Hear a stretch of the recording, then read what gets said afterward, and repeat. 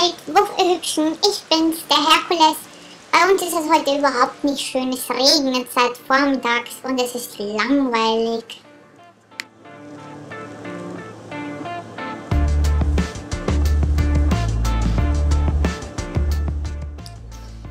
Mir ist so fad, dass ich den ganzen Tag nur mit meinen ganzen Plüschtieren im Körbchen lieg.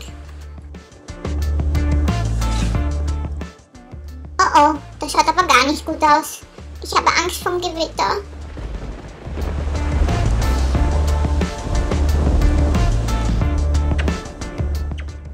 Mami, rette mich, das ist viel zu gruselig für so einen kleinen Hund.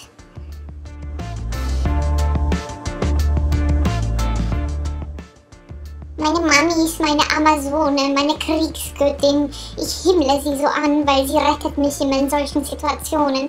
Und wenn sie weiß, dass der kleine Hund Angst hat, dann macht sie mir so eine Festung aus Pölsterchen. Und sie weiß, ich verkrieche mich dort so gern und dann geht es mir ein bisschen besser.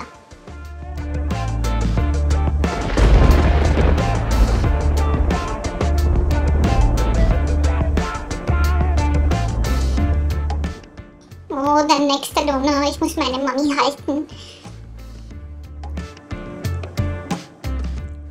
Am besten fest zu Mama kuscheln und die Nase verstecken. Meine Mami, die hat überhaupt keine Angst. Die ignoriert sowas wie Gewitter. Aber für mich ist es ein bisschen zu viel.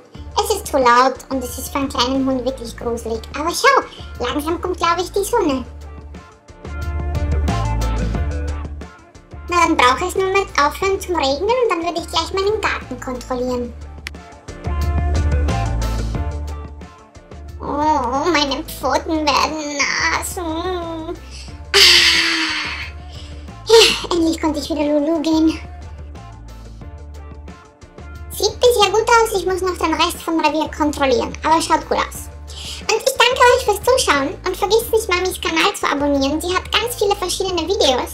Und sie hat euch auch in die Infobox-Link zu ihrer Facebook-Seite und zu ihrem Instagram gegeben, wo sie auch sehr oft die Fotos von mir zeigt. Und ich wünsche euch noch einen flauschigen Tag. Danke fürs Zuschauen und lasst mich wissen, ob ihr auch Angst vom Gewitter habt.